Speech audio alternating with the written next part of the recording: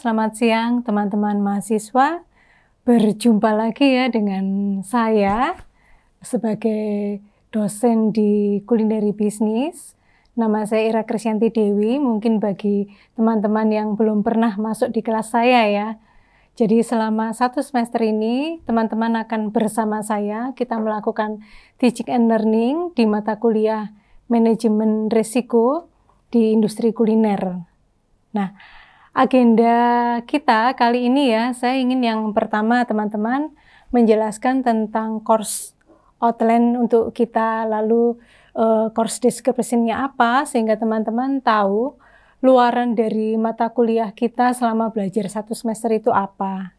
Lalu yang kedua, saya akan menjelaskan tentang week 1 ini. Jadi pertemuan kita yang perdana yang pertama ini, kita akan membahas apa. Lalu yang ketiga, mungkin saya akan sampaikan closing, di mana ada assignment yang mungkin teman-teman harus kerjakan ya, karena saya berharap di risk management ini sesuatu yang krusial ya, tentunya dihadapi dan itu tidak akan pernah berhenti, problem itu akan bergeser terus-menerus. Oke, baik. Teman-teman, di manajemen risk ini ya, di manajemen resiko di industri kuliner, kenapa kok khusus kuliner? Karena kan teman-teman di jurusan kulineri bisnis, sehingga fokus kita lebih terarah dan tentunya harus lebih tajam ya problem solvingnya. Nah, di sini saya berharap teman-teman bisa memahami secara basic ya, konsep dari risk management itu apa, sehingga kalau teman-teman sudah paham sekali, tentunya teman-teman bisa menerapkannya. Lalu yang kedua, teman-teman bisa melakukan identifikasi dan analisa ya, ketika terjadi suatu problem di setiap aspeknya. Lalu yang ketiga, teman-teman saya harapkan mampu dan secara kritis ya, bisa mendesain mitigasi-mitigasi apa yang teman-teman tawarkan atau berikan nantinya. Dan yang terakhir tentunya adalah implementasi, di mana ada monitoring dan evaluasi dari setiap resiko yang ada. Nah, di kuliah ini tentunya teman-teman akan saya berikan banyak case-case ya, dalam industri kuliner tentunya dari catering, lalu kafe, restoran, dan mungkin di sektor-sektor yang lain, tapi basisnya tetap di industri kuliner. Nah, selanjutnya adalah tentang modul. Teman-teman kan tahu ya, tentunya di semester 4 ini teman-teman paham di UC itu menerapkan 4 modul ya, sehingga saya sudah mendesain di sini, di mana modul pertama teman-teman mengenal ya, Introduction to Risk Management in the Culinary Industry. Lalu di modul yang kedua, teman-teman mempelajari tentang risk analysis and assessment-nya. Dan yang modul ketiga, risk mitigation strategy. Dan di modul terakhir, MONEV atau monitoring and evaluation. Nah, di modul 1 ini, teman-teman harus melampaui 4 minggu atau 4 week ya, di mana ada week 1, week 2, week 3, dan di week 4-nya itu kita akan melakukan project AFL 1, di mana teman-teman harus mengerjakan secara individual nantinya. Lalu di modul kedua ini dilalui dengan week 5 hingga week 8 ya teman-teman. Tentunya di week 8-nya ada AFL 2. Tapi ini dikerjakan secara grup karena mengangkat case study dari brand-brand yang sudah ada. Dan di modul 3 teman-teman akan melalui juga dari week 9 hingga week 12, dilanjut dengan AFL 3 ya. Dan yang terakhir adalah di modul keempat ini sama, dari week 13 hingga week 16, di mana week 16 adalah project akhir ya, ALP juga dilakukan secara grup. Nah, mungkin ini agenda yang pertama yang ingin saya sampaikan ya teman-teman, sebelum teman-teman belajar selanjutnya.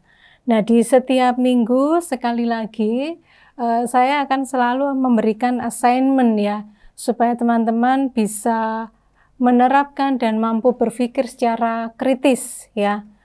Dan yang kedua, saya berharap teman-teman bisa secara rajin, tekun untuk mengikuti kuis, lalu AFL 1, 2, 3 hingga ALP ya, sehingga tidak ada yang failed di kelas risk management ini. Dan yang terakhir teman-teman, kita akan belajar di setiap Kamis ya, di setiap Kamis pukul 8.20 hingga selesai. Nah, teman-teman, untuk mendapatkan segala materi ataupun forum diskusi ya, jika teman-teman ingin menanyakan sesuatu hal, boleh teman-teman buka e-learn UC, di mana di situ ada materi kuliah saya, dan di situ ada kolom-kolom untuk forum diskusi ya. Tetapi kalau teman-teman masih kurang puas dari forum diskusi, boleh sih japri ke saya, boleh WA ataupun di line group ya, yang sudah saya buat seperti biasanya. Gitu ya. Oke. Di week 1. Nah, di week 1 ini semoga ada yang sudah membaca modul saya, karena di e-learn itu juga saya selain saya berikan materi slide PPT, tapi juga ada materi buku ajar yang sudah saya buat ya dalam bentuk e-book. Nah, saya berharap teman-teman sudah membaca sebelumnya. Setelah membaca sebelumnya, ada pengayaan, boleh teman-teman membaca dari segala hal untuk literasi ya. Boleh dari mungkin di Instagram membahas tentang risk management suatu industri kuliner, itu biasanya saya dapat loh ya di Instagram, atau mungkin dari website-website lain, sehingga teman-teman punya insight yang lebih banyak lagi di luar kelas ini gitu. Nah, seperti teman-teman ketahui sendiri ya, di risk management ini kelihatannya wah ini mata kuliah sepele ya, teori tidak praktek. Enggak juga teman-teman, ketika teman-teman nanti menerapkan dalam culinary business ya, aspek-aspek di dalam setiap sektor ataupun industri itu semuanya mengandung resiko. Tidak ada yang tidak punya resiko, hidup kita aja juga beresiko ya. Nah, apalagi dalam suatu bisnis. Dan sekarang tatarannya adalah sustain. Nah, sehingga kalau sustain, teman-teman kan diminta untuk meminimalisir segala masalah supaya problem itu beranjak ke problem yang lain, tidak terulang ini terus ya.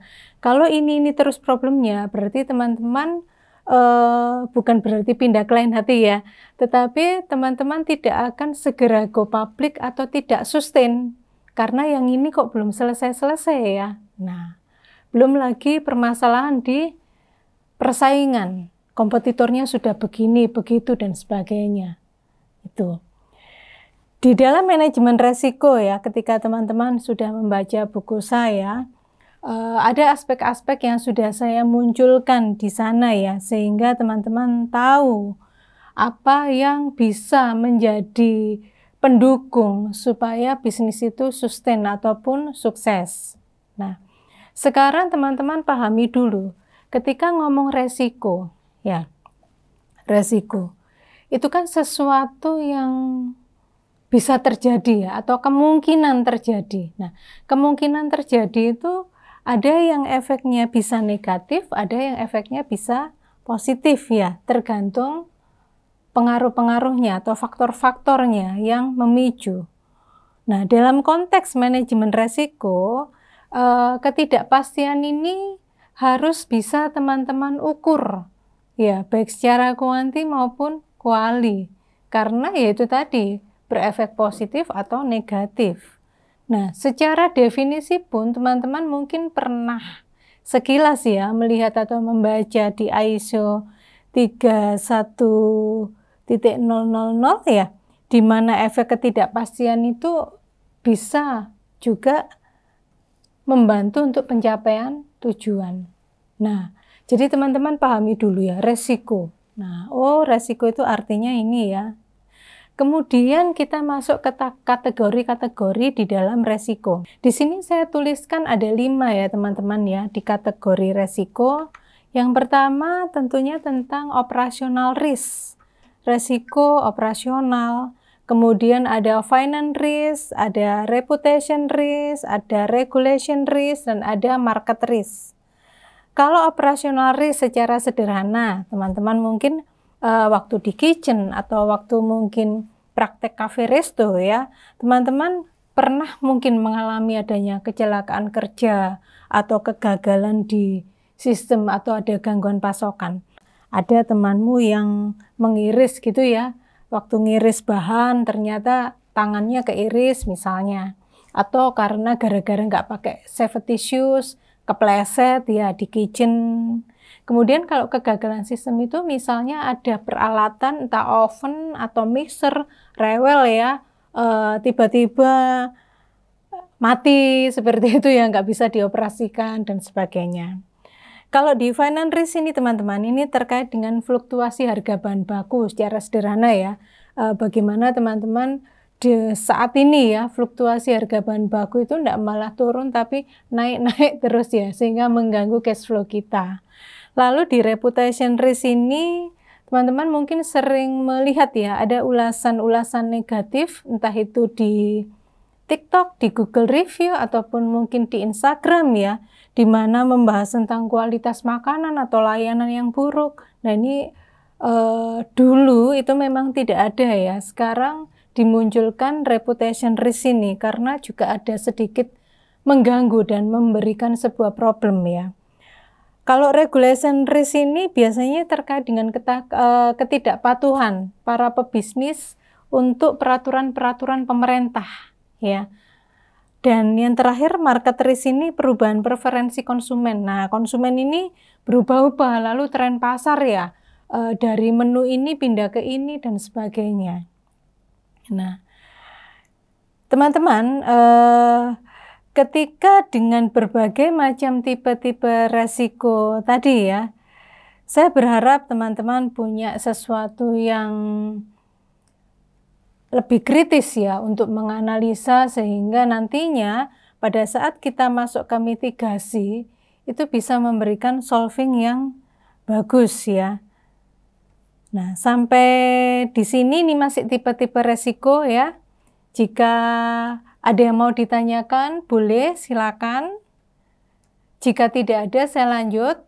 Kalau sudah mempelajari tipe-tipe, selanjutnya adalah tentang komponen. Nah, di komponen manajemen resiko ini ada beberapa tahap ya.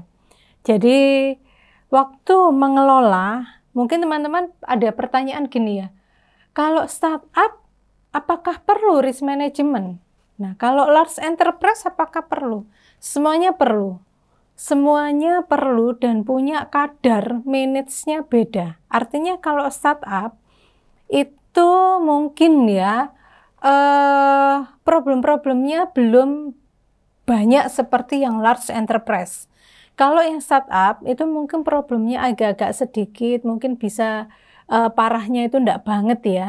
Dan juga yang melakukan startup biasanya pelaku usaha sendiri karena dia mempunyai SDM yang terbatas. Tapi ketika teman-teman tahu ada large enterprise yang besar sekali ini, dia tentunya struktur organisasinya meluas. Sehingga sampai bagian semacam quality control dan bagian risk ini berdiri menjadi departemen tersendiri. Karena saking luasnya. Entah karena anak cabangnya banyak ya, bisa ratusan atau ribuan.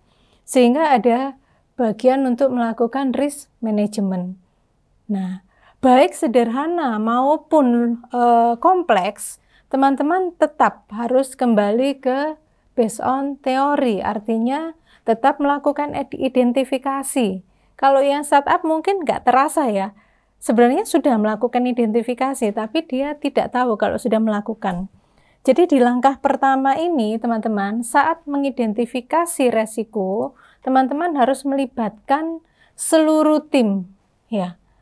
Entah itu melalui observasi dari mata kita melihat keseharian ya, atau mungkin dari wawancara dengan misalnya chefnya atau mungkin dengan tim bagian keuangan seperti itu. Lalu kalau sudah ditemukan, sudah teridentifikasi ya temuan-temuan tadi, teman-teman mulai petakan dengan penilaian resiko. Jadi dinilai dari resiko yang terendah, sedang hingga yang tinggi. Atau dari resiko yang terendah, biasa, atau mungkin parah tingkat permasalahannya ya. Kemudian selanjutnya, kalau sudah melakukan dua hal tadi, selanjutnya adalah pengendalian dan pemantauan. Ya, jadi semacam controlling ya, di mana teman-teman mengontrol resiko ini untuk apa? Apakah untuk menghindari, untuk mengurangi, mentransfer, atau menerima resiko? Nah, kalau menghindari, berarti kan teman-teman sudah melakukan tindakan preventif ya, lebih punya kehati-hatian yang tinggi supaya terhindar ya. Kalau mengurangi berarti sudah ada masalah, tinggal mitigasinya apa supaya tidak muncul kembali. Nah, kalau mentransfer apa teman-teman? Nah, kalau mentransfer itu misal terjadi kebakaran ya, tapi teman-teman sudah siaga satu, teman-teman sudah punya insurance khusus untuk aset, sehingga problem ini dialihkan ke pihak ketiga. Siapa pihak ketiganya? Pihak insurance, untuk membantu melakukan mitigasi terkait dengan kebakaran ini tadi ya. Nah, jadi itu untuk controllingnya teman-teman. Nah, kemudian memantau dan mengawasinya bagaimana? Nah, untuk pemantauan dan pengawasan ini teman-teman bisa, kalau yang startup itu mungkin bisa menentukan PIC-nya ya. PIC untuk dia menjalankan pemantauan pengawasan, lalu dia harus bikin catatan ya. Catatan tertulis supaya ada report ke ownernya nanti. Dan terakhir adalah komunikasi resiko. Jadi setelah teman-teman melakukan tahapan itu semua, resiko ini harus dikomunikasikan ke pihak owner ya. Atau kalau mungkin dari yang large enterprise tadi, dia akan sampaikan ke board of director yang tertinggi atau di top management. Dan semua itu harus secara report tertulis, di mana harus terukur ya, dan valid, reliable. Seperti itu. Nah, itu komponen-komponennya teman-teman. Nah, dari beberapa hal yang kita pelajari hari ini ya, dari konsep, lalu dari tipe-tipe resiko yang harus teman-teman tahu, dan yang terakhir adalah komponen ya. Harapan besar saya, teman-teman saya tidak menyuruh untuk menghafal ya, tetapi teman-teman dapat mengingat ya. Resiko itu ini, manajemen resiko ini, lalu tipe-tipe ini. Ketika muncul ada fluktuasi bahan baku, ternyata ini masuk kategori risk yang mana tadi. Kemudian ketika melakukan tahapan manajemen resiko, ada 4 komponen tadi yang teman-teman lakukan, dan yang terakhir adalah komunikasi. Ya. Nah, jadi sebelum hari ini saya akan memberikan assignment studi kasus untuk sebuah restoran ya. Nah, saya tutup dengan sebuah kesimpulan ya. Jadi intinya yang pertama, saya berharap teman-teman bisa melakukan identifikasi sejak dini ya. Jadi jangan pernah meremehkan yang namanya risk management ya. Karena dengan identifikasi sejak dini, teman-teman sudah melakukan tindakan preventif ya. Lalu yang kedua adalah strategi mitigasi. Saya berharap dari perjalanan di week 1 hingga 16, teman-teman mampu membuat mitigasi ya, karena saya berharap tingkatan pemikiran teman-teman ini sudah lebih solutif ya, lebih solutif, selalu memberikan solusi, dan istilah di dalam risk management itu mitigasi ya. Dan yang terakhir adalah adaptasi berkelanjutan. Ketika teman-teman ingin bisnis itu sustain, maka teman-teman harus mampu untuk melakukan adaptasi yang baik. Oke, sampai di sini materi untuk week 1. Kita akan mengerjakan assignment-nya ya, dan ketemu lagi minggu depan di week 2. Salam entrepreneur.